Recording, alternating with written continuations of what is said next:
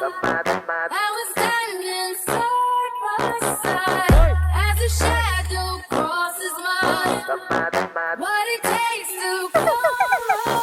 Um passeio de barco em Aco, Israel, é uma experiência muito marcante.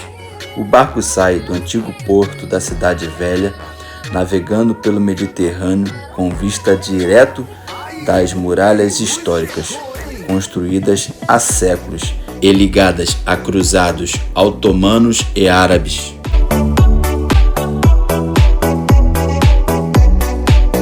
Durante o trajeto, sente-se a mistura de história viva, brisa do mar e tranquilidade.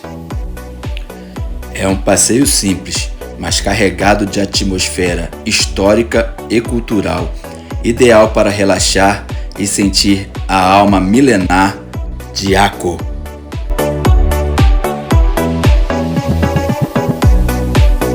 O contraste entre pescadores locais, gaivotas voando, um mar azul intenso e construções milenares torna essa experiência ainda mais intensa e marcante.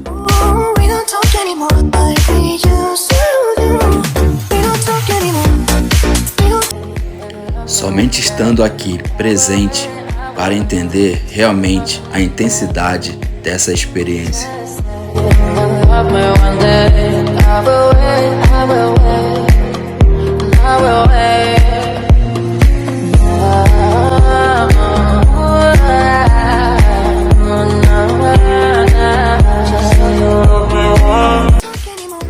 Voltando, decidimos dar uma parada no Jardim Bahai de Haifa, localizado no Monte Carmelo. Ele se estende do sopé ao topo da montanha com 19 terraços perfeitamente alinhados, tendo ao centro o Santuário de Bab, de cúpula dourada.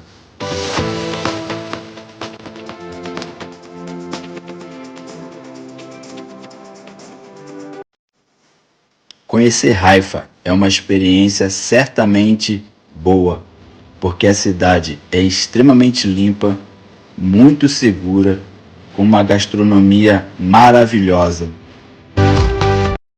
Até a próxima viagem com Washington.